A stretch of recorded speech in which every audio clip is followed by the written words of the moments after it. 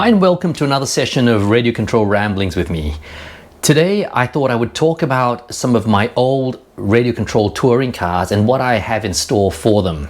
I was much more into the performance side of things when it came to Radio Control cars. I actually did look at the RC crawler scene and the Traxxas type of thing for a long period of time as just nothing more than an aberration of toys. But gradually I became more and more disillusioned with the Radio Control race car scene as it just got more and more expensive. So with that, I decided to pack all these Radio Control cars away and actually give up Radio Control racing and Radio Control cars in general for quite some time. And it wasn't until recently that I finally found more scale realistic side of things and realized that that could be a new area for me to refocus and reharness my passion for Radio Control cars. All the more so given that I had so many of these old cars in place, and websites such as Scale Builders Guild and Instagram ultimately led me to see that there are people that are just pushing the limits on how realistic they can make their Radio Control cars look.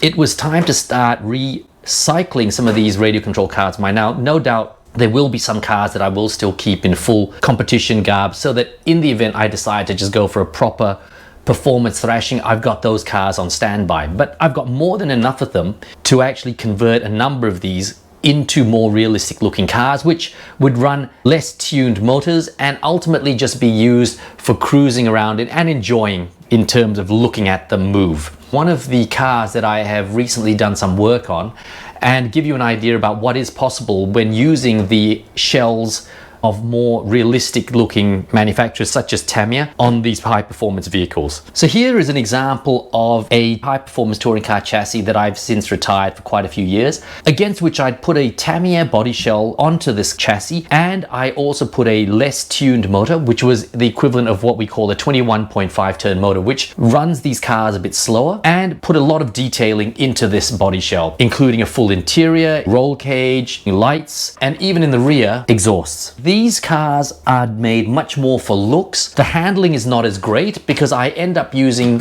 what we call VTA or vintage racing tires, and these tires have got less grip and ultimately just don't handle quite as well as the tires on these high performance cars, which you can see here.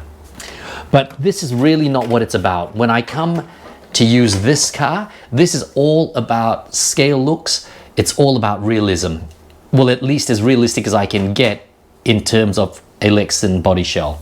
You can see that magnets have been used here. There is no body post sticking out, unlike the racing car in the background, which still has all these sticking out body posts. Shells have to be very carefully selected because they are limited to the wheelbase of this vehicle, which is a 258mm wheelbase, and it is also limited to the width of this chassis, which is typically a 190mm width shell required for it. So as you can see on this specific vehicle, there is a bit of indent in terms of the front and rear wheels compared with the body shell, but not a huge issue here because in the older race cars they did have that sort of indent. There are very expensive alternatives which you can come up with, like machined alloy wheels, etc., which can push the wheels further out, but for my purposes a nice mix of wheel and tire combination here are these specific VTA spec racing tires and wheels.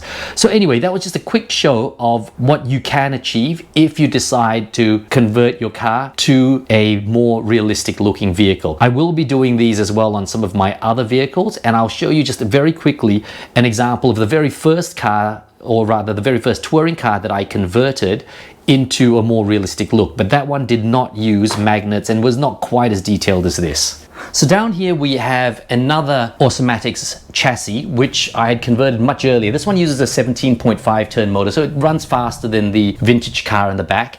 It also has a full light system from Tamiya, full race interior, and the body shell is from Tamiya as well. This car though was built before I discovered the joys of magnets, and as such you can see that I've got the body post holes cut through into the actual body shell. In this specific case I'm using the high performance tires, so this car actually runs quite well. Handling wise, aerodynamics are not as good as the high performance body shells that are done for touring cars, but it is not bad. I don't have the side mirrors on there because I decided with this car I was going to run it more than say the Porsche in the back, and I didn't want lots of pieces falling off. I hope you do enjoy seeing these more realistic cars.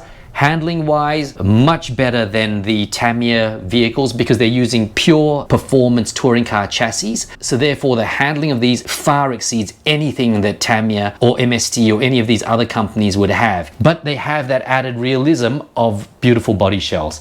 So I do hope you did enjoy the quick look at this. I will probably start talking about each of these cars in more detail so that you can see the thought process behind how they were made, etc. But this is just a rough introduction for now into the world of more realistic touring cars, as it were. I hope you enjoyed these, and I do look forward to bringing you some more details on each of these cars, plus a few new ones that I am building in due course.